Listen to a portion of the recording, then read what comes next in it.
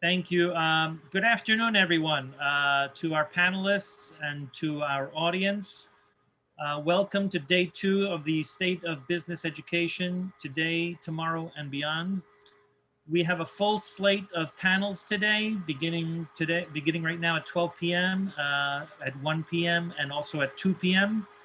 And we begin this session on accounting, moderated by Frank Shepard. Frank, take it away. Okay. Hi, I'm Frank Shepard, and I welcome you to the accounting session. A quick bio of me. I've been in the finance industry for over 30 years. My first entree into it was Lehman Brothers, where I stayed for about 15 or 16 years. And then I moved around a lot. I focused on private equity and raising funds for private equity firms. My academic career began right after I graduated from business school. I was hired about a year after to teach the investment banking course. And then I met a great guy named Joe Foy who introduced me to CUNY. And I've had the pleasure of teaching at CUNY for the last 10 years. And it's been great. And I am so happy that I did it. We've got 4 great panelists. I'm not sure if they're all on yet, but I am going to start by introducing them. And I've chopped your bios down because I don't want to take any time using up I don't want to use up any time going through your full bio. So first name I have is Isaac Smith, an assistant vice president in the audit group for the Federal Reserve.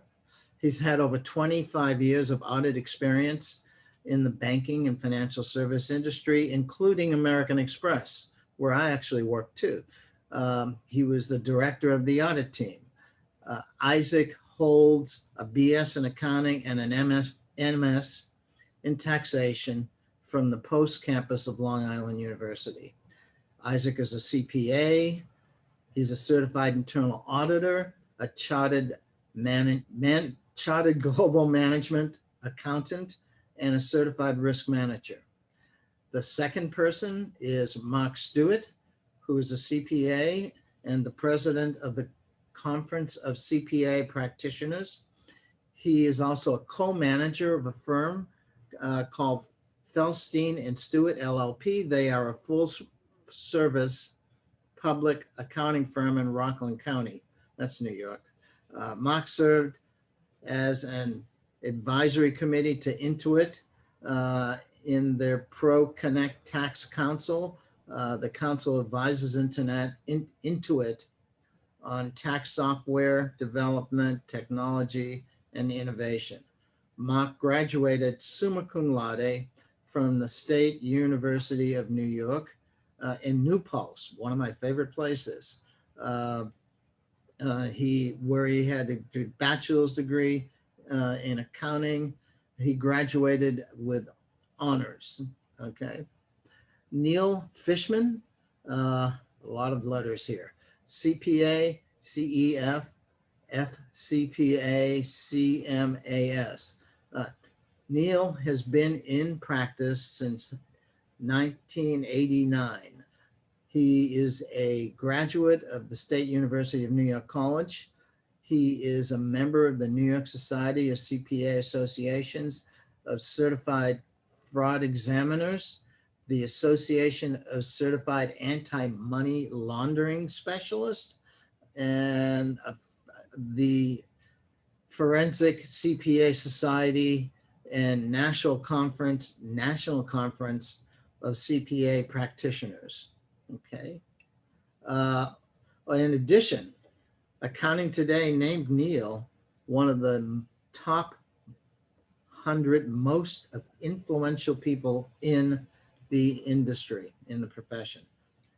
He also served a 3-year term on the IRS Advisory Council. And in addition, he's authored several papers, many that appeared in the CPA Journal. period. Next is Joe Foy, who is an accounting professor here.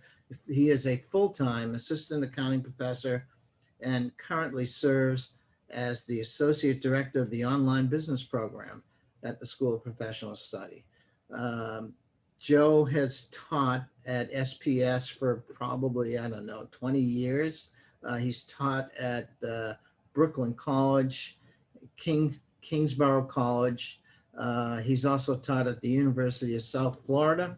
He's written coursework for Ave Maria University. He was a full-time assistant professor at CUNY, Old Westbury. So to sum it up, Joe's been around for 20 years. He's taught accounting classes, including intermediate accounting, computerized accounting, financial investigations, audit, forensic accounting, and several more. Also, Joe is a special agent for the Criminal Investigation Division of the IRS. He worked as a field agent for 9 years. So that's the IRS guy that comes at you when you've been real bad. So Joe's a tough guy. He's also, I know Joe because we both got a doctorate of professional studies from Pace University. He has a master's of taxation from Long Island University, and from Queens College, he has a degree in accounting from Florida.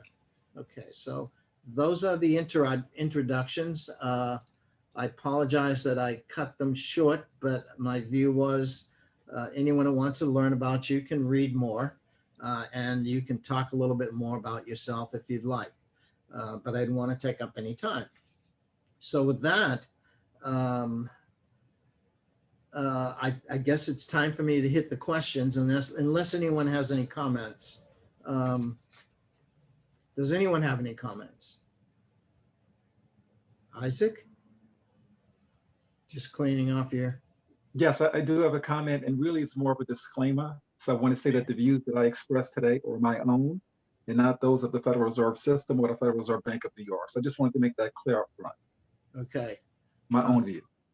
Okay, good. That's a good idea. So just want to grab something here. I don't know where it went.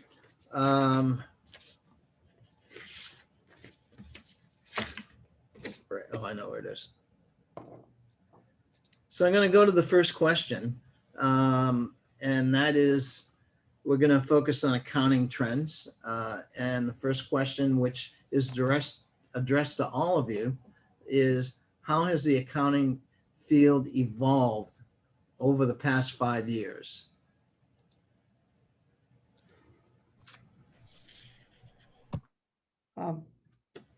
Bill, you want to take that? You're probably best suited to really give a good handle on that. I'll give a shot for starters. Good afternoon and welcome everybody. And I'm very happy to be here to participate. And like Isaac, I will state that these are my opinions and not the opinions of any organization. Over the last 5 years, you've really seen the growth of technology in the within the profession. More and more. Now, granted, you've had accounting software, you have tax software and all of that, but there are still other programs and other things that are being developed and then put to, they're encoded and programs, software programs are being created to take out a lot of the, I guess you could say, for lack of a better term, the minutia, the day-to-day, to make it so this way, as a professional, whether you are in public or private, that you can focus more on the big picture than having to deal with a lot of the little details. I mean, you can still look at the details that are going on, but it is now becoming more towards the technological, and in the profession, you have to keep up with the technology. You know, whatever's coming out there, I'm not saying you have to go out and buy every program there is available, but you, depending on what you do and whether if you're in public and how your practice is growing, you will eventually be looking for various software programs that may help you speed certain aspects of your practice so that you can focus on other more important ones where it comes to advising the clients. And if I could add on what Neil was saying there, the unfortunate outgrowth of this new technological revolution in the industry is we now have to focus more than ever on data security. CPAs, accountants of any stripe, we are a treasure trove of information for a security thief. We have everybody's social security number, bank account, date of birth, mother's maiden name. You think of it, it's a piece of PII that we have. So that is just so vitally important now. And sometimes in the fast-paced world that we're dealing with every day as CPAs, sometimes CPAs lose a focus on that, and that's a primary concern. So you now coming into the industry have to have some level of knowledge of data security and how to protect personally identifiable information. I'll add on that, Mark. I am in South Florida, and South Florida is recognized as the capital of identity theft in the United States because of a very large older population. And as I ask people, who basically knows everything about you? Who has all the information about you that would be available for someone looking to commit identity theft? Your name, your social security number, your date of birth, your home address, and so forth. Well, outside of us, the people who actually do prepare tax returns, it is your doctor's office, Yeah. doctor's offices that have all that information. And especially if people feel that they are not being appreciated enough at work, it's very easy for somebody to go to them and say, hey, Mark, how would you like to make $2,000 cash? Just give me this, give me the information on 100 patients in your employer's office. This is the information I need. Give me that. Here's cash. Neil, how do I protect myself from that? Stay healthy and never use a doctor. No, I think Basically, it is up to the doctor's offices and the accounting offices to make sure that they have proper safeguards, that they have the proper security, the firewalls, and everything that's needed to make it more difficult for the would-be hackers, the would-be identity thieves, to get at that information. For the most part, any computer person will tell you the only good news for us is that most identity thieves are lazy. So they want to go after the weakest of the herd. So you got to make sure you're up to date, and they'll go after somebody weaker. There's no such thing as an absolutely safe system, and nobody should ever think that. But you want to be safer than the next guy. It's the difference between a bank vault that's locked versus a bank vault that's not locked. The bank thief will go after the unlocked, bank vault instead. So you got to view it that way. You got to make sure you're safer, or at least as safe as the guy next to you. Let me just tell you a quick story of just the magnitude of ID theft. So when I was an IRS criminal investigator, I also worked in the Tampa office, and like Neil said, I could validate that Florida is the capital of ID theft, and for the various reasons that Neil outlined. But then we had an investigation. It was pretty interesting that we did, and this is really, really massive. So what was happening is that there were, I guess, let's say organized crime. I'm not going to go into details of it, but there was organized crime outlets, and they were going to Puerto Rico. And in Puerto Rico, you don't have to file it. If you're Puerto Rican, you don't have to file a tax return. You don't have to file a 1040. So because of that, the 1040s are not being filed, and then people would go to cashiers. They would go to people who worked in doctors' offices, dentists' offices, and they would pay the employees $25 or $50 to get me a good name, social security number, and then they would take those, this piece of data, and then they would file tax returns on behalf of people that lived in Puerto Rico, and then have the refund checks redirected into places like New York City, into a lot of the housing projects. And then they would get the mail carriers involved, and they would basically intercept the checks and then give that to runners to go ahead, and then they would cash those checks in all sorts of local places, like literally, money order places. And then they would basically funnel up the money to the people that ran the operation. This Wow. is a multi-million-dollar operation that was going on. It took a massive effort just to be able to uncover it and investigate it. So the moral of the story there is you really can't trust anybody with your data. If you're going to a doctor's or dentist's office and they're asking for your social security number, you're asking why. They have no reason to have your social security number. Right, that's true. So anyway, like Neil was saying and Mark was saying, it's something that you can't trust. I would like to hear how Isaac views this, in the not just the data security and stuff like that, but what's going on in his end of government. Sure. So thanks for that. So I think you guys know that the public trust is all important in terms of what we do. We take it very seriously. So we have all the protocols in place to make sure that we keep our data secure and customers' data secure too. And by customers, I mean depository institutions. So this goes through, having the encryptions, being in place. This goes through having, passwords and different policies and making it a certain number length. Because I believe someone made reference to, criminals are lazy. And they're going to go for the folks who either don't have a strong password, but passwords are password. So making sure that you have periodic changes, whether it's every 3 months, and making sure that you have long passwords. You think about dual authentication. So it's not just a password, it has to be something that you know and something that you have to make sure that you are as secure as possible. And then making sure that you educate the population. One thing we do is we do tests. So we have these phishing attacks and people will get emails that look enticing. This is from the president of the bank, or this is from HR and payroll. We have a question for you. Trying to test people to make sure they remain vigilant as not to fall, into any of these traps. That's intense. All right, let's move on to question number 2, because Joe wrote a long list of questions here. So let me go with question number 2, and that is, what are the most prevalent opportunities, it's a dual question, and challenges facing accountants today?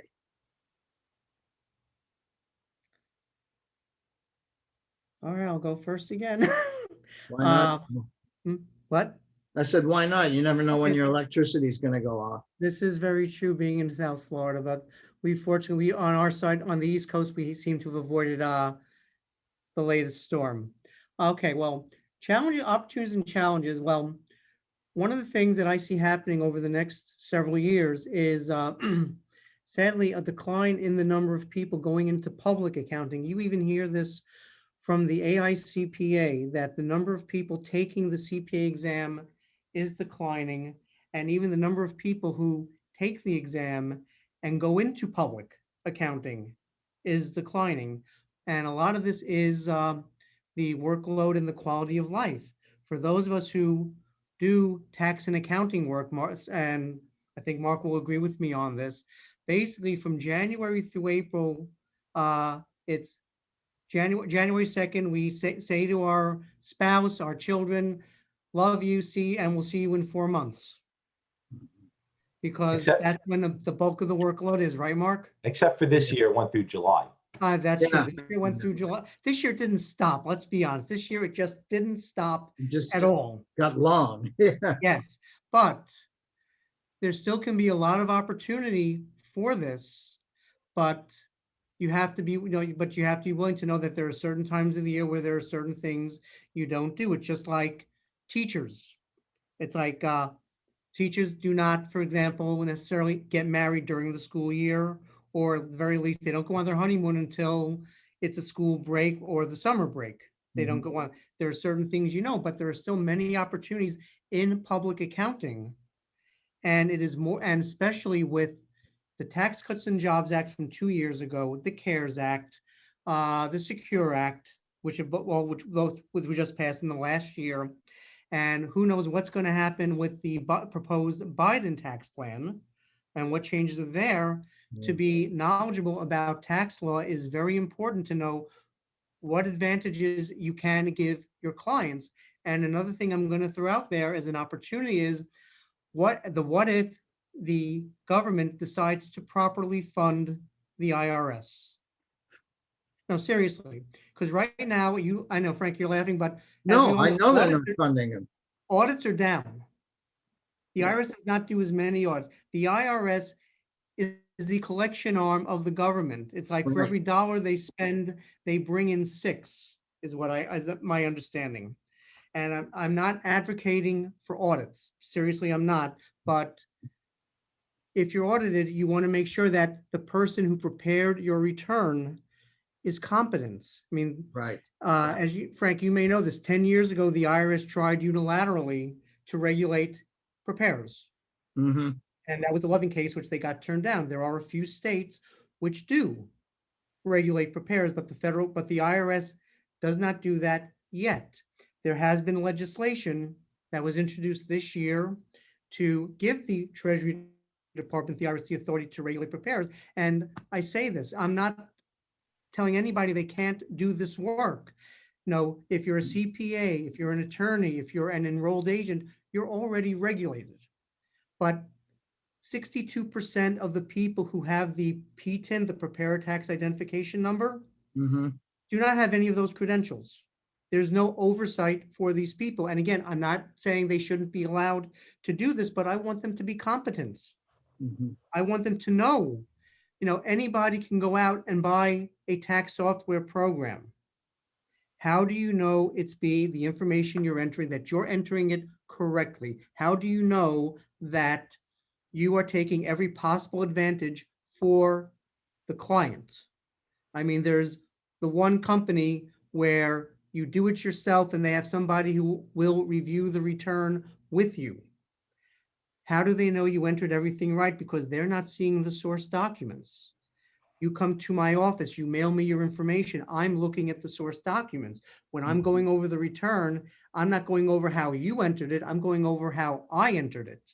Right. And believe me, even though I'm doing it, once I've got it done, I put it aside. Again, speaking for myself, I put the return aside and I come back to it, whether it's later in that day or a couple of days later, to review what I did.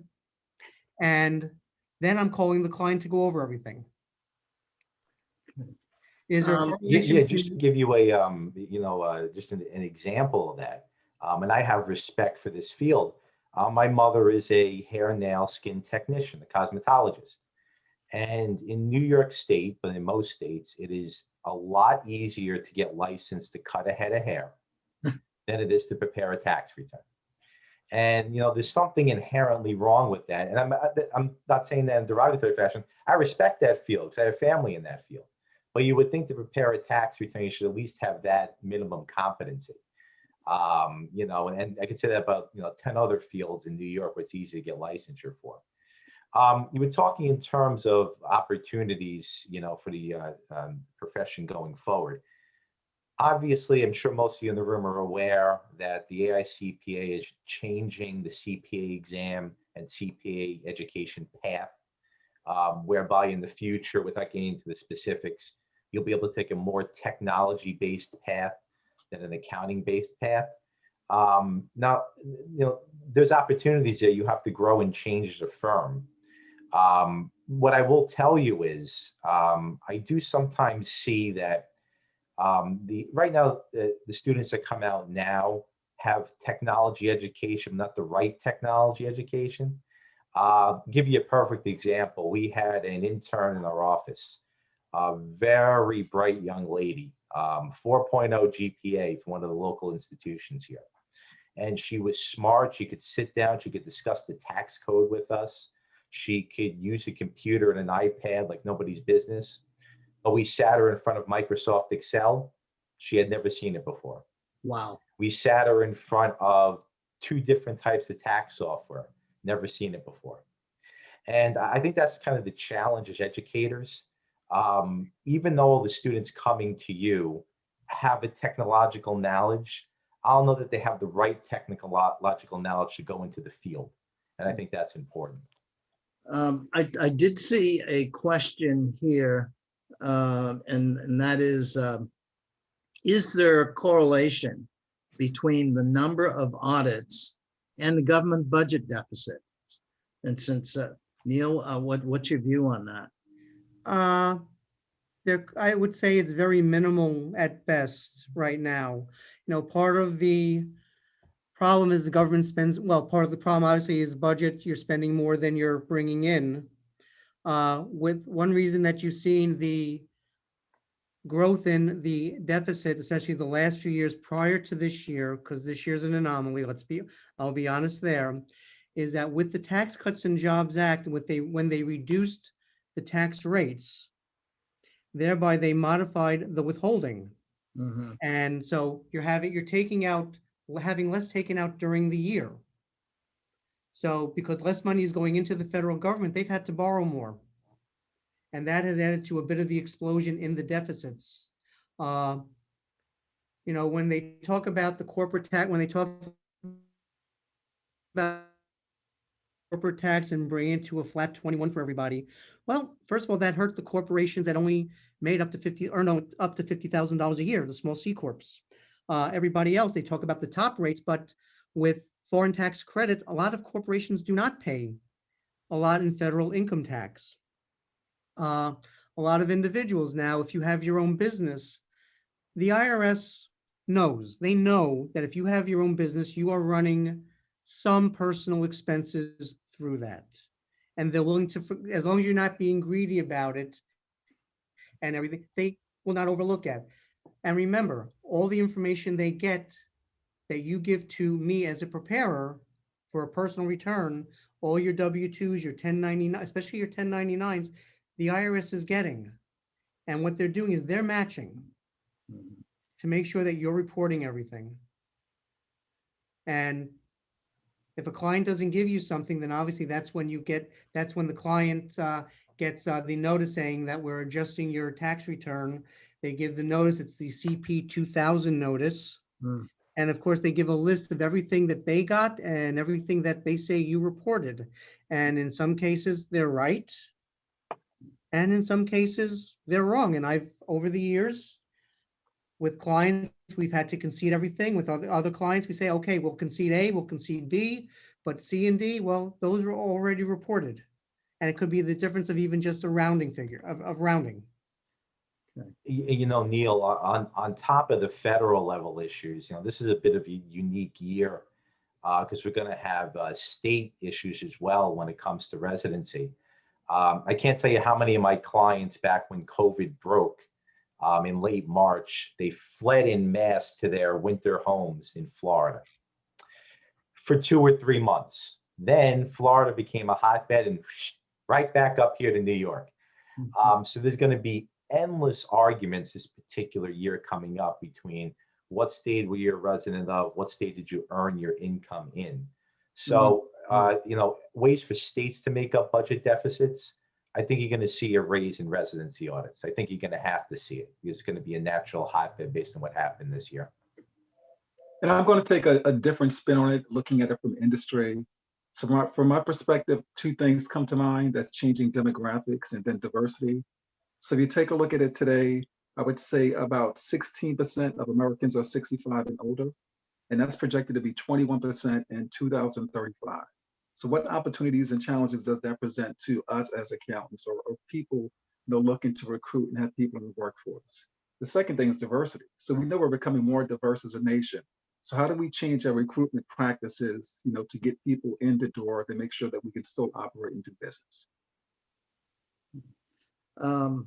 I'm going to take 2 questions and try and combine them because I don't want to use up all of our time.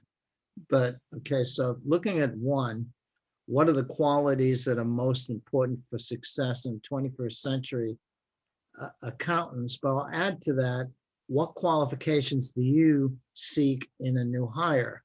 I know that I would never hire anyone that didn't know Excel better than me. Or any of the software. So that is a compound question and will give you a lot to talk about, I hope. Well, one of the things that I'll harp on this because a few years ago I was looking to hire somebody and I reached out to a couple of the local schools down here and I was interviewing people and I found this very frustrating but also very sad. These are people who are graduating with degrees in accounting and they didn't remember the basics. They didn't remember how to make a journal entry. I gave them information of payroll information. Can you prepare the journal entry for a monthly payroll? They could not do that. You know, they learned that number.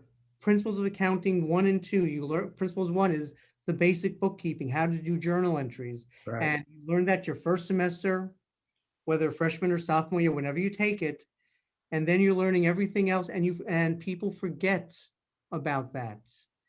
And that is very frustrating. Now, if you're taking somebody who did not major in accounting and you're going to train them from the ground up to do bookkeeping, that's one thing. But if you're looking for somebody who can do this from the get-go, where you're just reviewing and you don't have to take, they should know and remember how to do the basics. And I think, Mark, you'll agree with that. No, because if I have to take time teaching you things that you supposedly learned in college, no, that's taking away time that we could be spending from the work that we're actually supposed to be doing. It's just like my father is a CPA. And back in 1980, he got a computer in his office. That was the beginning of when computers were first starting to come in. And of course, in the mid to late 80s, computers were coming in. And he said to clients, if you're going to get a computer system, that's absolutely fine. I have no problem with that. Just one thing, when you get it, let me be involved in how it's set up. Because if it's just set up, however, we then have to figure out what you did and straighten it out, and then do the work we're supposed to do. And then that basically takes more time for us. And if we are spending more time, the bill is going to reflect that. So you got to be grounded. You have to know the basics. You have to remember the basics. That's very important. And that's with any job. You go in accounting, even if you don't stay in the profession, it's still a great background for business in any respect. Yeah, and I think it's, it depends, what path you want to take in life. I mean, if you're willing to just be, the worker bee with a sound 9-to-5 job, you can go to a big firm and pigeonhole yourself in one specific area, whether it's data analytics or audit or tax. But if you want to run your own firm someday or be a partner at a major firm someday, you got to know a little bit about everything. And I think what tends to happen, unfortunately, and I'm sure Neil sees this too, and now our organization, we're always going to be biased, favoring the small firm versus the big firm. But a lot of times a student will go to a big firm at a college. The big firm will pigeonhole them in one teeny tiny area of the firm. And then when they go out on their own or they put in their year to get their license, they only know that one very specific thing. You need to know a little bit about everything. And I really think sometimes it's backwards. I think the student should say, hey, I'm going to work for a small firm at a school. Then if they want to go to a bigger firm after that, I could see that path. But a lot of times they do it in the reverse, and it doesn't work just because of the big firm bias of pigeonholing people into just a small little field and not getting a little bit of the whole CPA experience.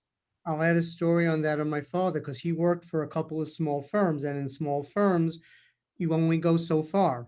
So he actually interviewed with one of what was then the Big Eight, and they said they loved his resume. There was just one thing missing. He had no big firm experience. Says, but if you hire me, I'll get it. But he didn't get the job, and that's when he decided to go out on his own. So it's very difficult. Like Mark said, in a big firm, you'll be pigeonholed, and also with the big firms, if you're not moving up, they move you out because they're bringing in the next crop of graduates. So it's like every year or every couple of years, they're reviewing. And if you're not performing, if you're not moving up, showing initiative in a small firm, you can show a lot of initiative, I think, more so than in a large firm because of the pigeonholing. Wouldn't you agree, Mark? Oh, absolutely. You just don't in a large firm. And I started in a larger regional firm. And just because of the nature of the operations, you are pigeonholed into one little small area. And I do think, it should be stressed to a student. You don't have to mention big firm versus small firm, but go to a firm that's going to give you overall experience across multiple different disciplines in the field. If you go somewhere and you're just hired as, the data analyst, you're gonna have a hard time, running a firm on your own. I just want to make one comment to the people that are watching, and that is you can submit questions into chat. I am constantly watching it. And if it's something I need to pass on right away, I will. Sorry. Isaac, do you have any comments on this? Yeah, I just like to add one thing, and I somewhat look at it this way, and I try to, teach this to my son who's 21. And I tell him, you know what, you are a personal service corporation. I'll call it like me LLC. And your employer is going to be, let's say, your biggest client. So you need to have that mindset in terms of going out saying, okay, I want to make sure that I'm doing the best so I can keep my clients coming in, irrespective if it's a big accounting firm or a small accounting firm. But just having ownership for your career and knowing that you're really going to drive the boat in terms of where you want to go with that. So to me, that means you're an entrepreneur, even though you're a big firm. Exactly. So I call it like an entrepreneur. So I could be Okay, from a small firm, but I have the entrepreneurial spirit as I work for that firm. great. What areas do you feel will be in the greatest demand in the next 5 years? And let me add to that, which will be the most lucrative and the least lucrative. So I'm doing a combination question again. Yeah, our organization meets quarterly with the AICPA. And right now, the AICPA is going through a big rollout of their new technological advances in their audit packages. And Barry Melanson tells us very clearly that, the future of auditing will not be, okay, you look at a client's AR list, you select AR to confirm, you prepare the confirm, it gets mailed out. That won't happen. 5 years from now, your data will be set up in a way where the computer automatically reads the sample, creates the confirmations, sends out the confirmations, receives the confirmations. At that point, the most important thing is the data analytics part, which I've mentioned a lot before. You will have to be able to analyze the data that goes back. And a lot of these, I'll call them kind of pedestrian tasks, particularly in the audit field, they're going away. Us that, have this kind of old-fashioned audit experience of, paper and pencil and looking at invoices and creating confirmations, that's here now. 5 years from now, that is gone. A computer will do 80% of that work. And that last 20% of the work now, that data analytics part is going to be so vital. And that's what we have to look forward to as a profession. Also, I would add that the area of forensics is growing vastly now. I mean, you look at the stock market today, just happen to have it on my phone. Okay, it's up over 20. The Dow Jones Industrial Average is back up over 29, which is where it was at the beginning of March, just before everything hit the fan with COVID-19. There is a vast amount of wealth in this country, both corporate and personal. And especially if you look at the personal, where sadly the divorce rate is still, I believe, around 50% or so. And the states, look more so. I mean, down here in Florida, if you're getting a divorce, everything's got to be equitable. So you have to know what to look at, and you have to know what you're looking at. So with regard to forensics, you still have to know accounting. You still have to be able to understand financial statements, corporate financial statements, personal financial statements. You have to be able to understand on the personal return, for example, the source documentation, where it's coming from, because the courts, if people are trying to make this more amicable, if they're trying to do this on a collaborative, whether it's collaborative or otherwise, in a divorce, you have to know where everything is, and you have to know what everything is and what everything means. So I know I'm harping on the basics. I know I'm harping on tax a bit, but that is really, if you want to go into forensics, you need to know all of that first. Any other thoughts on that? Let me just apply what's going on in the American Accounting Association. So every year they have a workshop It's over the course of 3 days. It's very, very intense. Basically, it's all centered around data analytics. And the last workshop I was at, which was just before COVID, they had over 263 participants, which is quite a lot. And they were there every day learning about all sorts of different software and applications of software just to learn data analytics. So you're seeing this now in master's programs popping up throughout the nation. So you're starting to see a change in how students are being educated, and the focus now is starting to become a little bit more geared towards data analytics. It has a long way to go, but you're starting to see this pop up in different schools around the country. I'm just wondering from Neil, Mark, and Isaac, you're currently practicing in the industry. What is that you're seeing students that are coming out of schools is that reflective of what's happening with the learning in college as far as data analytics? Are you starting to see that filter into practice? Yeah, I kind of get back to what I said before, which is they know a whole heck of a lot about technology, but not the right technology. I was given the Microsoft Excel's example before, but all joking aside, Microsoft Excel is not just, putting numbers in the column and adding them up. It's actually a powerful, analytics tool if you know how to use it. If you know how to use pivot tables and VLOOKUP functions and all types of stuff. So I think that's what I see. I think that, yeah, they're a wizard with the iPad, they're a wizard with the iPhone, but I don't know if they necessarily know the right technologies. And I think sometimes there might be an assumption as an educator that, well, they know all the technology stuff already. Yeah. And it's knowing the right technology. Excuse me.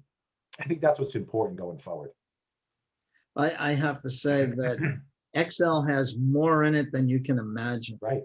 And for me, in both of the classes I teach at CUNY, they have a special Excel program that they go through, and it's like 6 steps. And it puts you in a position where with just a little bit more work, you can become an Microsoft Excel specialist.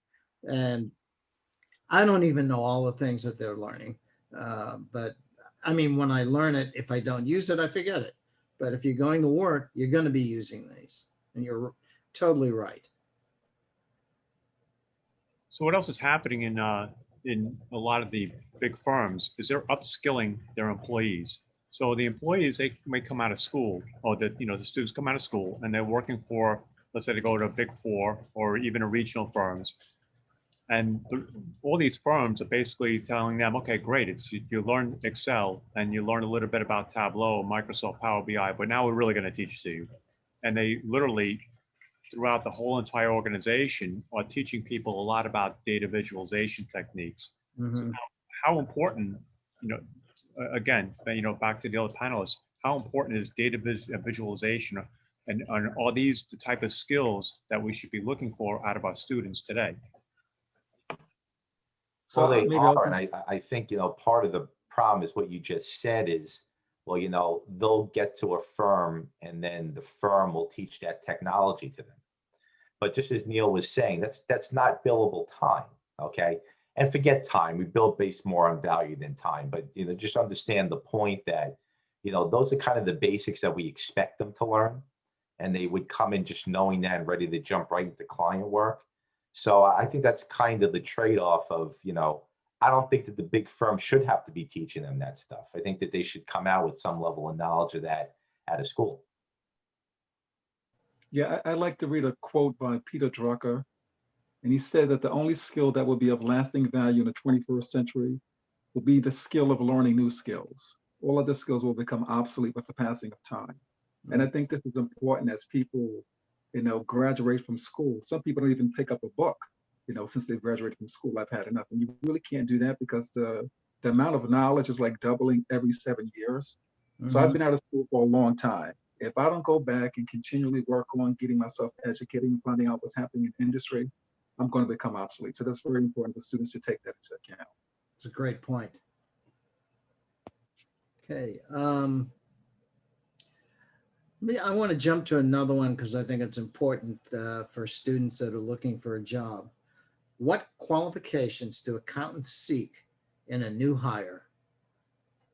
But by far, and this will never change, is people skills.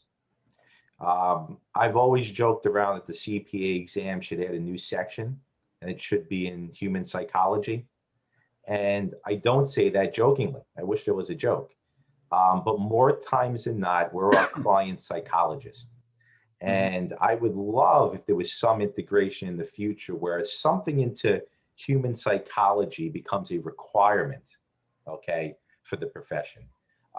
Clients will tell us everything. I'll joke around with a client. They assume that we have attorney-client privilege, like attorneys do. I tell them we don't. Okay, so stop saying whatever you're going to say. But they will tell us everything, way more. They'll tell us things they don't tell their spouse, their children, nobody. And learning how to deal with families that are arguing with each other, husband and wives that are arguing with each other, business partners arguing with each other. Being able to have those people skills, honestly, is more important than knowing how to do a 1040. Very true. Yeah. When you're reviewing a return with a client, for example, and you're saying, okay, well, this is what you did last year, and here's what happened. This is this year, and let's compare that to last year, and trying to explain to them so they understand why there's a difference, why they're getting back less, why they owe money, or they got a letter from a taxing authority and explaining what's going on. Being able to talk to the person the right way. Again, one of my father's stories is he had a client many years ago who would come in and the client would go to him, I see somebody, I have a psychologist, but I feel better coming out of talking with you than I am when I have my appointments with them. And his response was, so can I charge you the same rate that psychologist is charging? Oh, no, you can't do that. Sorry, you can't do that. But it is important to have people skills and being able, even if you have the opportunity to get out and eventually do, especially if you get on your own, you may have the opportunity to do presentations, talking to groups of people, going over changes in tax law. I mean, I've done that over the years down here locally, or giving presentations to your peers on various topics. I mean, at our chapters, we have the chapters before COVID would have meetings, 50, 60 people together. You have somebody coming in to talk about a change in tax law or a change in audit policies or new revenue rulings, whatever it is. And you have to be able to communicate that in a way that will be both understanding and a little entertaining, because let's be honest, tax and accounting is a very dry topic. And you don't just want to drone on, and you want to get people involved, get people, if they're involved, they get more out of it. So Mark, I think I was going to say, Go Mark, ahead. you made an excellent point, in terms of relationships, because people like to do business with people they know, like, and trust. So that's very important if you're looking to get the business and if you're working with the clients. And oftentimes I tell folks, when you initially come into the industry, you need to be strong, from a technical standpoint, you really know how to cross the T's and dot the I's. As you start to move up the organization, your social networking influencing skills becomes more important, because some of that other stuff is going to be a given. I'm going to take it as a given that you know your journal entries, but can you influence? Can you go out and get the business and do things of that nature? Great. I've just been given a 3-minute warning on the chat. I'm glad I'm watching it, and it came as I stepped up. So we have a few minutes to wrap up. I haven't seen any more questions on the screen, so I invite anyone that wants to ask them to ask them now. Another warning. We need to wrap up now, Frank. All right, so I would like to thank you all for joining. I think this has been a great discussion and helpful to students that are watching and anyone else. Let's try and stay in touch, because they're going to. One sec, Frank. Just Neil, Mark, if you could just explain, just 30 seconds, the national conference, what that's about. Just a quick plug. Absolutely. So our tagline is practitioners helping practitioners. That's what we're all about. We've been dedicated to the small firm, the small practice. You'd be shocked the millions of clients that we have in contact with through our network of just a small CPAs. We're the front line of defense, and we help each other. That's what we do, practitioners helping practitioners. Okay, so how do we find about more about the organization? If you want to know more about the organization, our website is go.nccpap.org, go.nicpap.org. You can find out about that, and if anyone has any questions, they can always also reach out to call our national office, which is based And also, Neil, I apologize for the social media folks.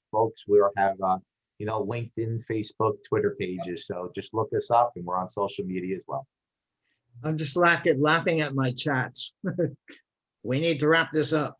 Okay, so any other final comments? Joe, Ed. I just want to thank you guys so much for having us. Really appreciate it. Good Well, we want to thank you for participating. I think it's been great. Oh, they shut us off. Not even 1 o'clock yet. Anyway, Frank, I'd like to thank you also, if they can hear me. Yeah, I can hear you. Okay, I want to thank you also. And just remember, it's a great profession. It's a great basis for anything, whether you go into accounting or you just go into business. The accounting background, because the numbers do tell a story and you have to be able to read it. Great. Thank you very much. Thank you all. Hope to see you again.